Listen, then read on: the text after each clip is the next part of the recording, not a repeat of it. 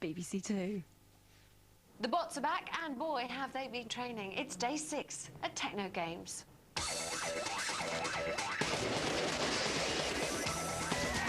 The biggest and the very best in the world of cybersports are revving up and getting ready for action. Getting ready for the biggest robot tournament ever. From the Technodrome at Shepperton Studios, we bring you TechnoGames 2002. Welcome back to the games. We've got all the action from a tough day's competition at the Technodrome, more swimming heats, more robo sprints, plus live action from the dramatic natural rope climb. Let's take a look at tonight's full menu. We've got more strange swimmers in our pool today. The footballers fight for a final place.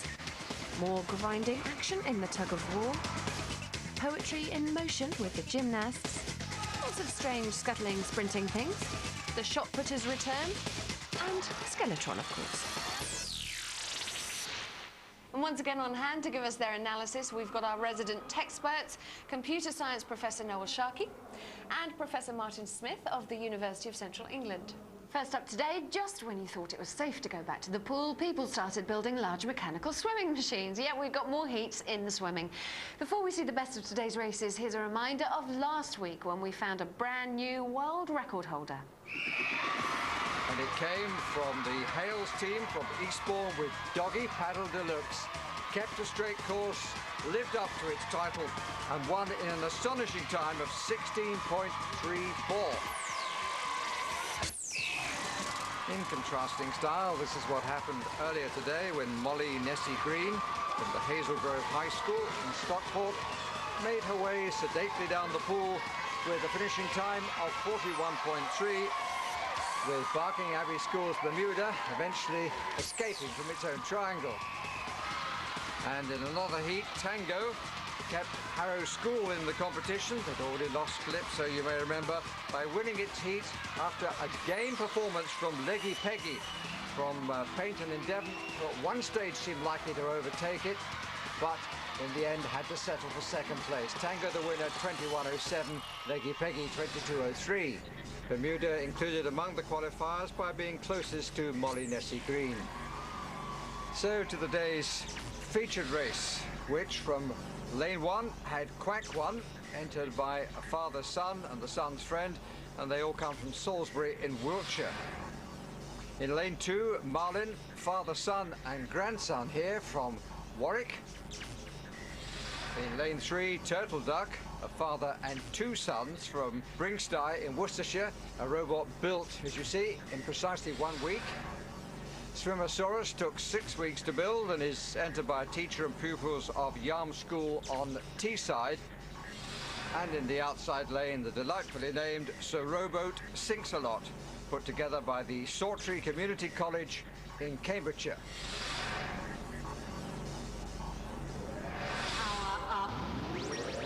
The lane to watch is lane 2, with Marlin setting a tremendous pace. From halfway down the pool, it was against the clock. The world record to beat, as you see, 16.34, and it beats it comprehensively, 11.47. Victory for Marlin. Turtle Duck taking the second qualifying place. The story was all about Marlin, another world record. What a final in prospect. Call me old-fashioned, but I think we could be looking at the new gold medalist, even before we even got to the event. That was incredibly fast, gentlemen. Yes, well, I don't know what the time was. We didn't hear, but... well, I'll tell you what the time is. The time is 11.4. 11.4? It is a new world record at this moment in time. Awesome piece of kit, that. Don't write off Doggy Paddle yet, but there are the 4 fastest qualifiers. 11.47, new world record from Marlin.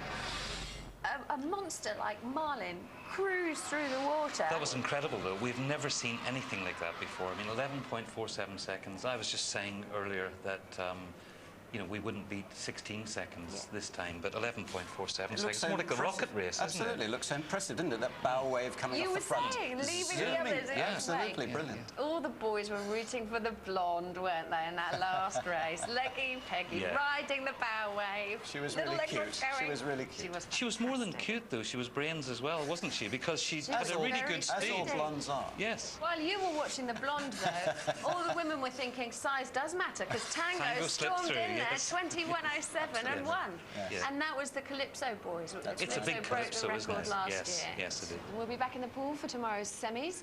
But next up, we're going live down to the Technodrome football pitch for the hotly anticipated second soccer semi. But first, let's see how the semi-finalists got here.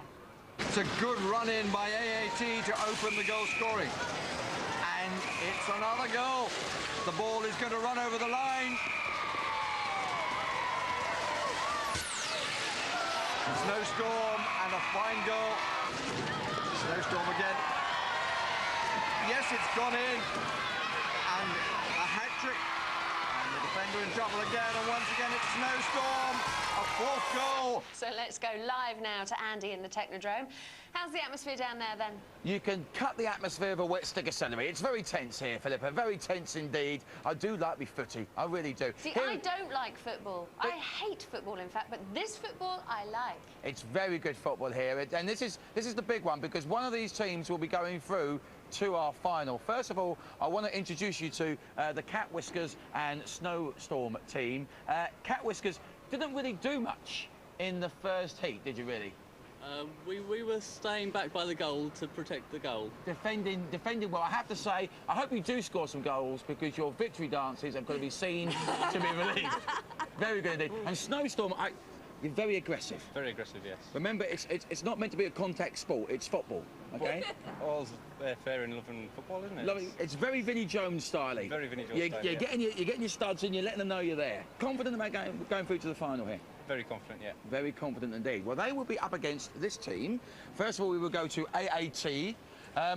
The strengths of your robot, what are they? It's mainly that it's quite quick and very agile and very easy to drive. And over here, we've got Savage Toaster. I mean, you weren't doing much at all in the heat, and then you popped up and got a goal, didn't you? Yeah, that's right. I mean, we're doing our job, staying back and defending, so we took the opportunity to score goals. And you never know, you could be through to the final. So, Philippa, those are the teams. One of them will be going through to the final. Thank you very much, Andy. And after they finish that, they're all going off to do a fashion show. Now it's over to your match commentator, Mr. Barry Davis. The final check on the two lineups. Cat's Whiskers in red and Snowstorm in white. Playing from left to right, and Savage Toaster in yellow and AAT in a sort of olive green. Teams, activate your machines. Referee gets the game underway, and in immediately comes Snowstorm. Good chance for the ball, but not too much control. Toaster now trying to defend, in a bit of trouble here. They're all spinning, the ball's right on the line, and eventually it's an own goal. Conceded by AAT. For the opening goal for Cat's Whiskers and Snowstorm scored for them. Off we go again. Again, it's Snowstorm who's clinging to the ball. Good defending, no, he couldn't keep it out. The Savage Toaster didn't get the tackle in, got the player, didn't get the ball. Good start for Cat's Whiskers and Snowstorm. The very aggressive Snowstorm. But he's missed out there, rather hacking away. But good play this by Savage Toaster. Toaster, he's found a bit of room down the right side. Lovely, oh, he scored from an impossible angle. 2-1. Best quality play so far by the Toaster. I think Ryan Giggs would have been very happy with that sort of control. And scoring from the angle. 2-1, game on. Toaster going again, but Snowstorm's so determined, he's almost knocking the goal over. It's gone in off Toaster. Not the sort of defending that Alan Hansen would approve of. Should have covered the post, but failed to do so. Savage Toaster. In goes Snowstorm again. Again, Savage Toaster defending on its own. Back goes Cat's Whiskers to defend, and does nothing about it. An appalling piece of play by Cat's Whiskers. Got back to cover and simply allowed the ball to go between him and the goalpost. 3-2. Again, a questionable piece of play by Snowstorm. Looked like a tackle off the ball to me. AAT trying to play the ball across. Really was a lovely pass, invited the finish, but Savage Toaster couldn't get anywhere near it. Without a play at the far end as we look to the replay, picked up by Cat's Whisker. Is it going to go? Yes, it is. 4-2. Again, the 2-goal advantage for Whiskers and Storm. And the best piece of play we've seen from Cats Whiskers. Nice control in the midfield. Tried to play it forward, was blocked by Savage Toaster, who then couldn't get back to recover. Termination again from Snowstorm. 2 going for the same ball there, really. AT and Savage Toaster. Toaster trying for another one of those runs down the right wing, which will be the feature of this contest. Back comes Snowstorm to defend, making life very difficult for himself. Danger here, and eventually another own goal in of Snowstorm. Some of the control a little questionable, and that's certainly, I'm surprised the referee didn't show a yellow card there for that challenge. Again, Snowstorm, so determined. Nice turn, beautiful control. Star of the show, Snowstorm, certainly the most aggressive player on the pitch. And showing nice control there, having won the ball. Termination took him through. And look at this clever little flick at the end to make the final score 5-3. What a game! Thrills and spills in that semi-final. Fantastic. It's good, wasn't it? What nice little tactic for the kick-off. Yeah, straight off from the whistle. Try and chip the ball over the opposition, and then follow it through into the net. Let's be honest here, right? Between me and you, it's a one-man team, isn't it? Not really, no. They don't do anything. You score the goals. They scored a goal as well. 1 goal. Well, 1 goal. And they may have scored 1 goal, but you let 1 bad goal in as well, though, didn't you? That was some poor defending. Listen, you carry on scoring and you practice your defending, okay? Okay, so these are the team that are going through to the final. And in the final, they will play Sprocket Storm Chaser. The battle for bronze is Big Bro and British Bulldog against AAT and Savage Toaster. So, gentlemen, it would be rather nice to get some football. Honestly, what does it do to men? Look at them. It'd be quite nice to get some technical rundowns on why those robots won then. Well, Snowstorm is not only about the most manoeuvrable because of its differential drive, it's also the most powerful there at about 3 kilowatts. Cat's Whiskers about 2 kilowatts, but has very little directional control. Snowstorm could have done much, much better if it had something in the way of blocking the ball, because you saw the ball going over its top all the time. I think the highlight of that match, there was Toaster grabbing the ball straight down the right wing in a very surreal way and smacked into the back. But that was, I think that was the best match to date. That was a really fine match there. It's just, you know, did proud for a semi-final. What about the final? I mean, looking at the technical specs, which is your job, who's going to win? Well, Snowstorm. Snowstorm's got the power to knock them out of the way. And the control. But he doesn't have the little flappy things. But he doesn't have the little flappy things. So that's the expert opinion, is Absolutely, it? yes. The technical term is the little flappy things. The little flappy things lead to victory. Yes. Thanks, guys. And we'll have the football final live for you on Wednesday's programme. Sprocket and Storm Chaser versus the Cat's Whiskers and Snowstorm. Very much the Brazil versus Italy of the robot world. Plus, remember, more live semi-final action later in today's show from the rope climb. But up next, an event that mixes the pure power needed to pull a rope with the mental agility needed to pull a rope. OK, it's not one for the intellectuals, but the tug-of-war looks like a fascinating battle. Yes, it's the ultimate pulling contest, and I'm not talking about the crew on a Saturday night out. Now, one of the robots will be attached to this end of the rope, the other over there. They'll have 1 minute to show us their traction control. The top 4 go through to the semi-finals. The others, hopefully, will end up down there. The first contest is Chip from Denbighshire in Wales, captained by Ron Jones, including his son Gareth, and Tom Ross, an engineer, against British Bulldog, Tony Summerfield, his son Robert, and friend Christian Smith.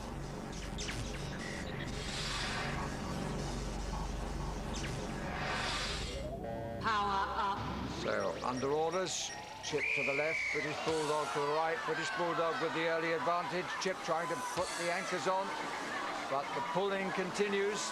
British Bulldog backing away, taking Chip with it, right to the brink, but now a little bit of reverse comes into it. It's still in favour of British Bulldog. Chip right on the edge of the pit, holding, but time running out, And British Bulldog adjudged the winner. We've come to the end of 1 minute, and Chip clearly nearer the pit. British Bulldog with the advantage really right from the word go. Chip doing its best to resist, just had a moment of pullback, but ending up on the edge of the pit. British Bulldog through to the semi-finals on the time limit rule. Now it's Mighty Mouse, the Wright family from Clifton in Nottinghamshire against Big Bro, the Watts family from Brighton.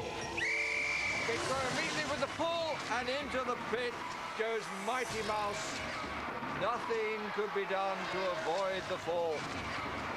Big Bro in total control and looking a strong favourite to win this competition.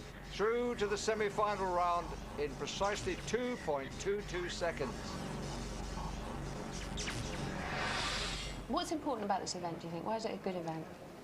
Because it's that design compromise between power, gearing, torque, weight, grip, all those things, you've got to get the right balance of them. So just when those little robots are there trembling at the strain of it, that's what's going on. Yes, there's a lot going on. There's a lot going on. Movement.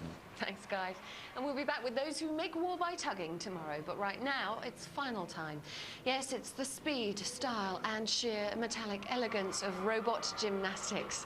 And last year's gold medalist, Flip Flop, is back to defend its title. Let's take a look at the champion in action. And this is Flip Flop. Chosen a fast-paced music here, energetic routine, showing some excellent somersaulting abilities.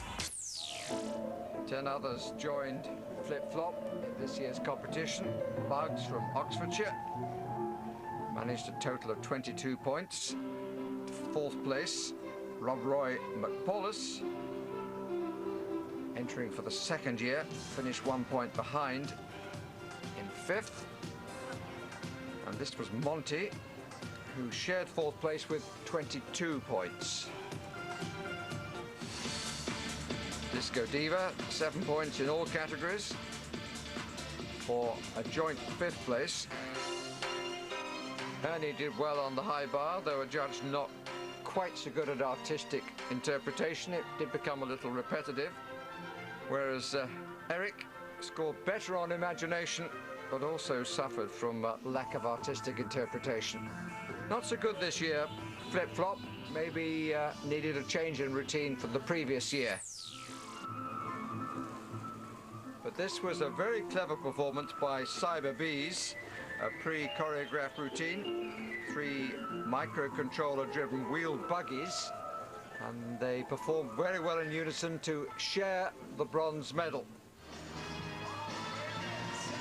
And they shared it with a totally different robot, Sumo, which had a spherical circuit controls actuators, and took the eye of Jessica Dobson, who was one of its owners. Very pleased to get the bronze medal. When it came to originality, innovation, this one took a bit of beating. Check out Cold Thursday. This is a fantastic little robot.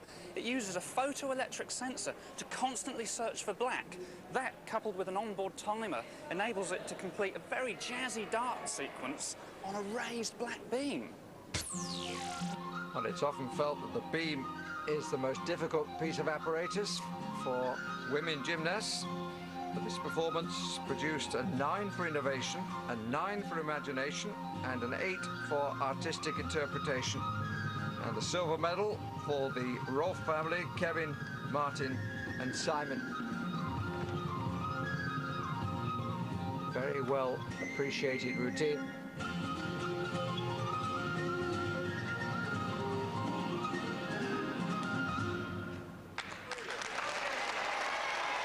But the gold medal would go elsewhere. In spite of the crowd's applause, the judges went for I.O. from Warwickshire, James Hawkridge and Maureen Hawkridge, and girlfriend Sarah Swindlehurst. Secret of the performance, microprocessor controls. Added to that, very flexible spine, mounted on a circular base. Choice of music important, and Mum made that decision. very artistic performance for 9s across the board. Innovation, imagination, artistic interpretation. And artistic she was to the end. 27 points for the gold medal, with Cold Thursday a point behind for the silver, and Cyber Bees and Sumo on 24, sharing the bronze. So we have with us our gold medal winners, who looked really, really shocked.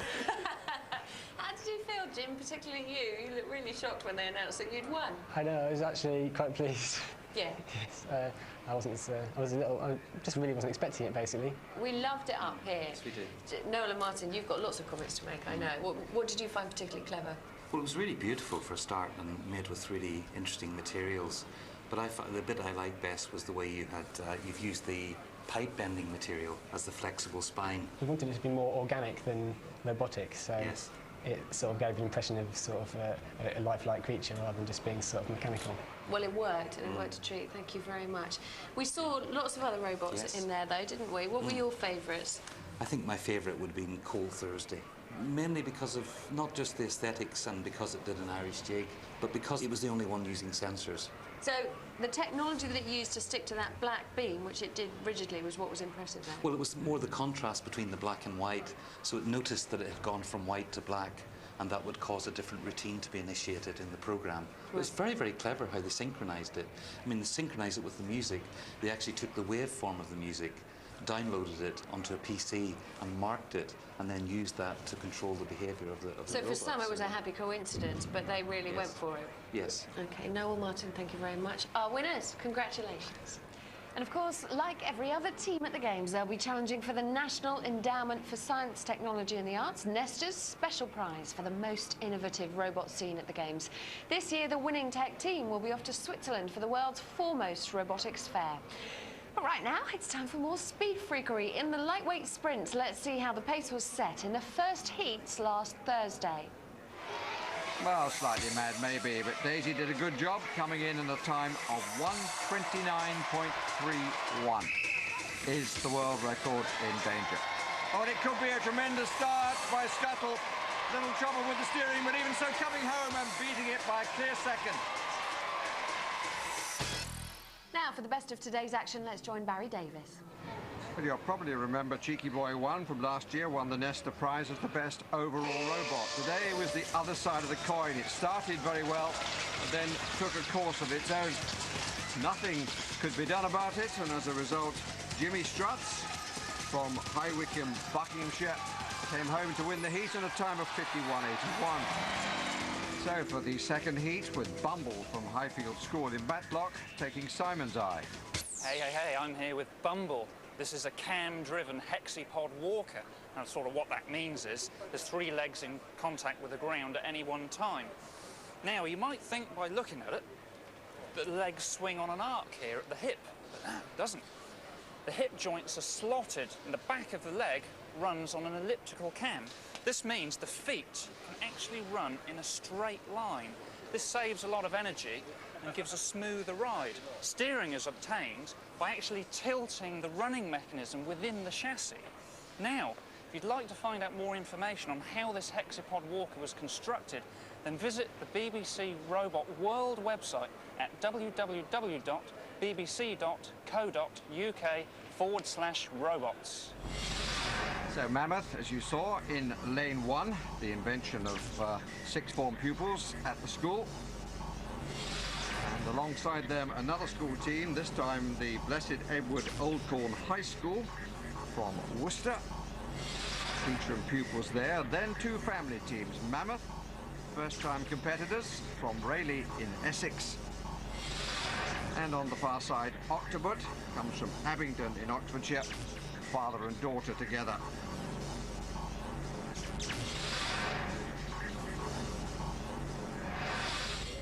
Power up. Mammoth away first, but Bumble away quicker. Looks like Simon has got it right again. Bumble streaking down. Oh no! But suddenly stops. What, a foot short of the finishing line. The only competition is coming from Mammoth, whose course is a little wayward. but the sensors can't work out for Bumble where it's got to go, and Mammoth is going to win this. What a shame for Bumble, but they won't be complaining in Rayleigh. But what stung Bumble? Why did it suddenly turn around and go backwards and allow Mammoth to win? Has to be a steward's inquiry, surely. This is the great thing about TechnoGames and roboteering. Anything can happen. Bumblebot, let's face it, you were the red hot favourites for this round. Yes, sadly, I think we lost radio contact with our robot. But you were that far away from the finishing line. Yes, we were egging it on, but it didn't quite go there. Will you be back next year? We certainly will be, yes. You'll be back for the next games, yeah? Absolutely. Well, listen, team, I'll say goodbye now, because now I have to go all the way over here to the people that are through to the next round. Obviously an Italian team. Can you believe that? No, not at all. Bumble is a really nicely made robot. It's beautifully engineered. Mammoth is a triathlete. We've been in the swimming and the cycling. But I mean, it just pods along. It's worked. You're through to the next round. Yeah. Realistically, optimistic about the next round. Well, we're the first robot ever to compete the swimming and the sprint to have finished the race. So to be this far already, it's great. We've won already. We've finished the course. That's a first. It's a very talented robot. It is a very talented robot, and you never know, it could win you a medal. We hope so. Fingers crossed. The suggestion would be silver or bronze as we check the qualifiers for the semi-finals, the 5 heat winners and the 3 fastest losers. Clear favourite, Scuttle, the world record breaker. Now, one of these days I might just burst out singing. Surprise, surprise, by Still Look Black, because they were 2 races full of excitement and full of surprises. First big surprise, of course, huge surprise, was that Mammoth got through. Yes, it's quite remarkable. You remind us why you two love Mammoth. Well, because it's attempting the triathlon, and nobody's ever tried that before. We'd like to see a lot of that. You have to make many design compromises if you're going to go in for 3 events, so it's never going to be as good as the others at any one of them. So it's a brave thing to do. Yeah. But they didn't make design compromises. They essentially stuck little flappers on the end of their legs for the swimming, because it's built for sprinting. And we saw the fiasco from the cycling. The cycling. Yes. And they if also that wasn't a design compromise, I don't know what it is actually. But that's because he fell on it. Robot. He tore his trousers and fell on it. Well, it's a very robust robot. However, poor man, he's never going to live that down. But now they come in first. Yes. Fantastic news. Second was Eruptor. Bumble, though, was a big disappointment. Very big disappointment. Beautifully made machine. Very unlucky, but he didn't have very much steering. You've nicked a leg off Bumble, haven't you? I have nicked a leg off Bumble. Would you like me to show it? Yeah, because I'd like to know exactly why it's such a wonderful machine. The leg goes up and down and backwards and forwards, but it also goes inwards and outwards on this beautiful machined groove. I think it's just so elegant, and it's made of a special plastic. It takes a great deal of pressure and force, but it's still very, very frictionless, friction-free. Also, it all works on one motor. So it's just 2 cams. There's one motor working both sides, so it's nicely synchronized and it stays stable and synchronized. So what on earth went wrong? Well, they used a rocking motion to steer it, but that's not what the problem was. What it seems to have been was some sort of aerial glitch. They think that their aerial might be too short, or that there might be some sort of radio glitch in that. It wasn't responding properly to But there's very limited steering here, because it's one motor. Yeah. Okay, and it ended up in this side. What a shame. And then we had Jimmy Struts win the next heat, which we were all excited about as well, because again, it was a surprise. Yes, it was. The big surprise being that Cheeky Boy didn't win. Yes. Why not? What went wrong there? He got stuck in the wall, essentially. I mean, if the wall had been... Not there. Well, if the wall had been taller, or the wall hadn't been able to move, because if you notice there, he was stuck on the wall, and every time he tried to get off it, because it's quite a powerful little robot, it kept taking the wall with it. Very, very disappointing. Silver last year, Nestor Award winner, trips to Japan. He's used to the high life, not going out in the first heat. Well, there won't be any high life this year, I'm afraid. Absolutely none, but hopefully there will be for Jimmy Struts. Yes. Thanks, guys. And remember, you can get all your robo facts and figures, hips, as well as checking out featured TechnoGames competitors at the Robot World website. The next event takes us beyond the realm of the Technodrome. After last year's outstanding, not to say life-threatening achievements, it was decided the throwbots of the shot put would be safest and the happiest in a field. Nevertheless, a crowd gathered around the plasma screen here to see the event relayed. Andy had a look at the event before the metal started flying. Now, this is one of my favourite events because it asks the question, why lift up heavy weights when you can get a robot to do it for you? What our roboteers have to do is take one of these shots, which weighs about 7 kilograms, and hurl it as far as they can. They get one attempt today and a second later on in the series. Now, over here, we have the current TechnoGames world record of 15.13 metres. I was going to demonstrate today how I personally could beat this, but owing to the fact we're running out of time, this is heavy and my shoulder's hurting, I'm not going to. Anyway, time for the games to begin, so over to Barry. So the first competitor, Sir Lobalot, teacher and 2 pupils from the Blessed Edward Alcorn High School in Worcester. They have thrown 20 metres in practice. First attempt looks just a bit short of 15.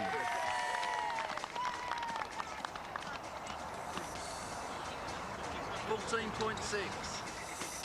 14.6 from what is basically a triangular wooden catapult. More power to come. On to a family team. Brian, the grandfather, Michelle and Rachel, his 2 granddaughters. They competed in this event last year. Indeed, won silver in the solar challenge. Not quite so successful in the shot put. But they've got good height here and good distance, and they might well have a new world record. Standing at 15.1. Look to be a little bit further than that. Huge height. And more distance to come, you would think, from that height. 15.6. 15.6. It is a new world record. And a 1 metre advantage over Sir Lobalot. Hello, we're the team from Plantsbrook School in Sutton Coldfield. Myself, Graham, Andrew and his son, Mark. This is our machine, Ballistering Leap Better by Far. It works on the principle of stretch springs, accelerating a carriage up a rail, and hopefully the ball's going to leave at high speed. In practice, we've scored about 15 to 16 metres, but we're hoping for a little bit more today. Well, Andrew should know. He was on the winning team last year. What now from Ballisteringly Better by Far? Well, it's certainly by far. It's annihilated the world record. Springs flying in all directions, but the shot flew high and long. It's over 25 metres. 26.8. 26.8. Well, they've lived up to their name. It certainly was Ballisteringly Better by Far. Hello, my name's Roy. This is James and Andrew, and we're all from Bishop Vees Grammar School in Sutton Coldfield. We've brought our robot today, the Super Slinger, which won the gold medal last year. Due to the specifications, the changes, we've had to use springs instead of the shot cord, but we're still hoping for a really good event. We should manage around about 30 metres. That, of course, would double their distance of last year, but they need it to take the lead. But they seem to be taking off some of the springs. We haven't fully tested the safety pin, so that's, we're a bit worried that if you put all the springs on at the moment, that it won't release. Understandable concern in the camp. I mean, basically, have they taken enough springs off? Sadly, the answer seems to be no. Not firing, so they have to abort and see if they can get it right for the second attempt. Hi, I'm Paul. I'm Ian. And I'm Gary. We're Team Total Recoil, and we're all from Leicester. We've done 26 metres in tests. That was about a week ago. We put a slightly longer spring in since then, and we're hoping for something over that. So can this team from Nottinghamshire get it together? They can indeed, just on the 30-metre line. The world record surpassed again. Fair amount of vibration, but huge distance. And seemed to me to land right on the line. And it did land right on the line, 30 metres. All smiles, deserved applause. The world record beaten 3 times. And 30 metres is the new mark, with round 2 still to come.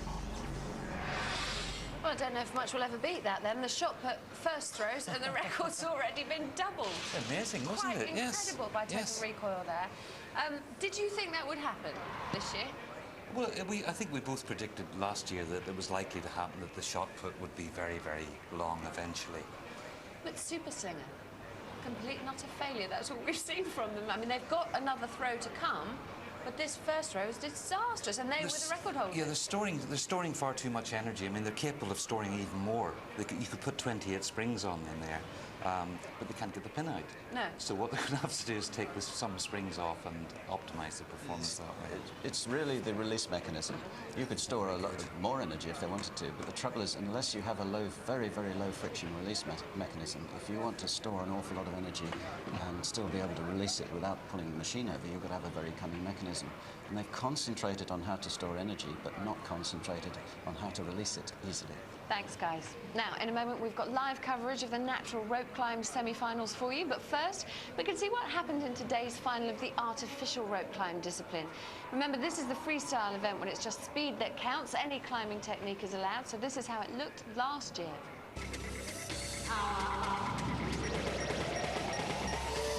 Send her away the quicker, but here comes High Climber.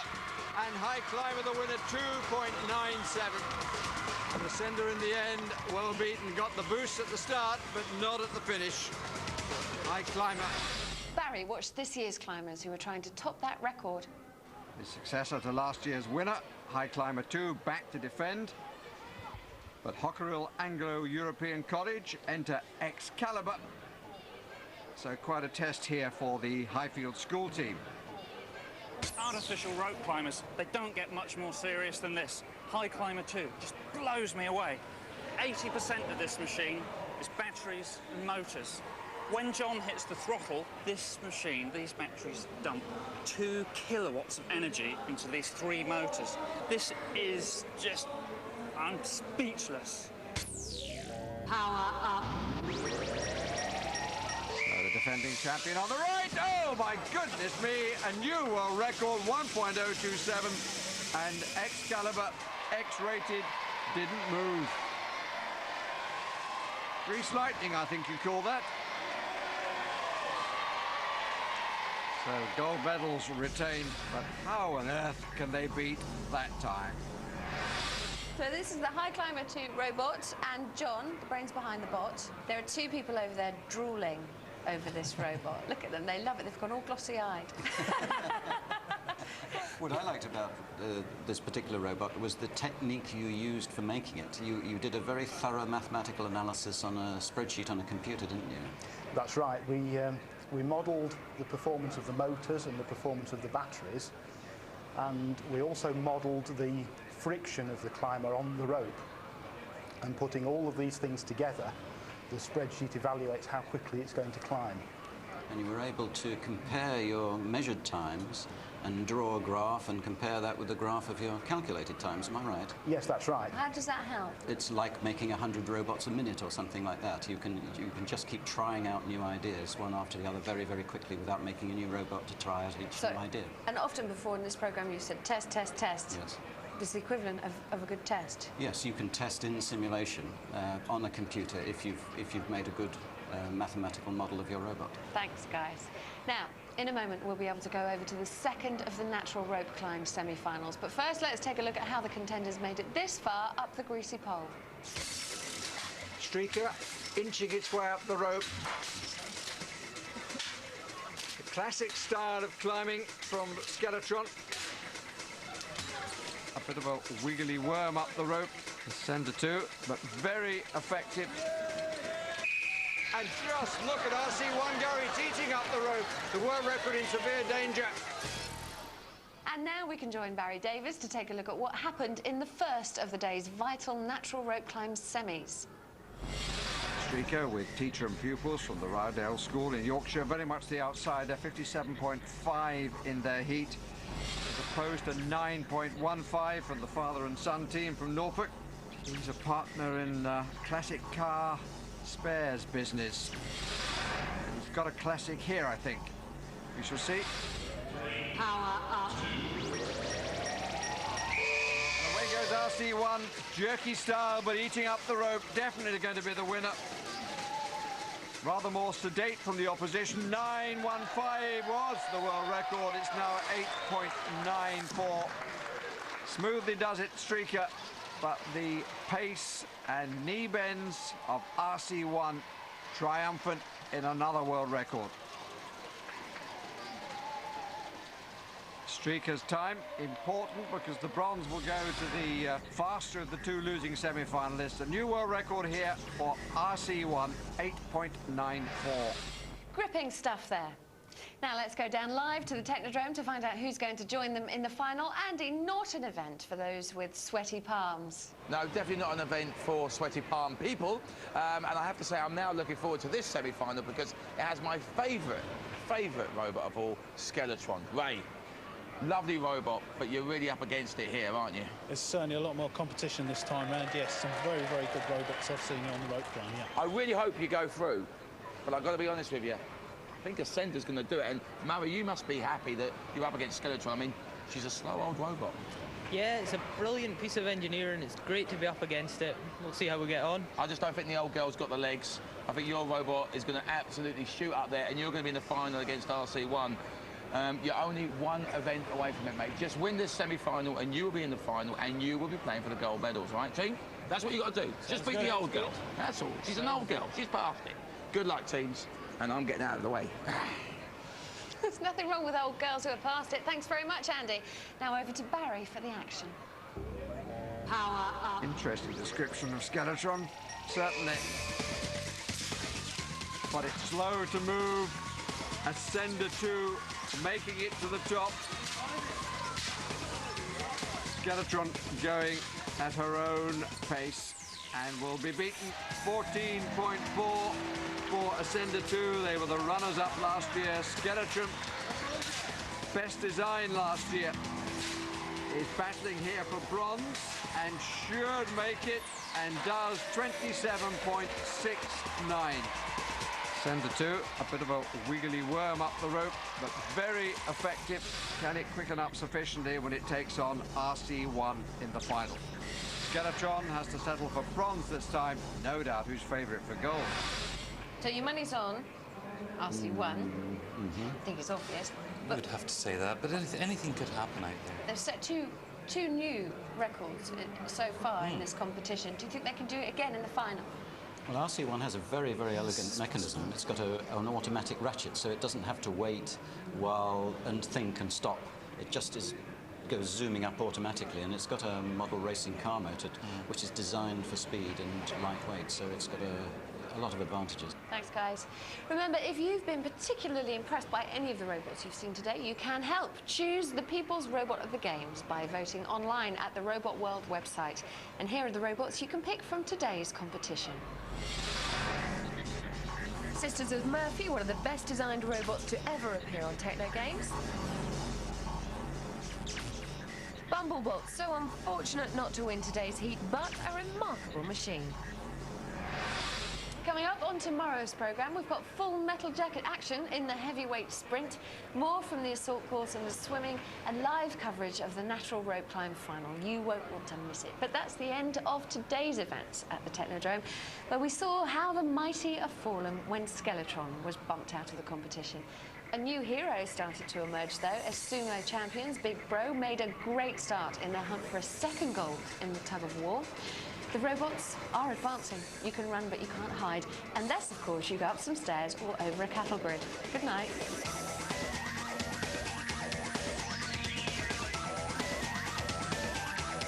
If you'd like details of how to take part in TechnoGames 2003, call 08700 100 678 for an application pack. Or if you have a text phone, dial 08000 15 33 50.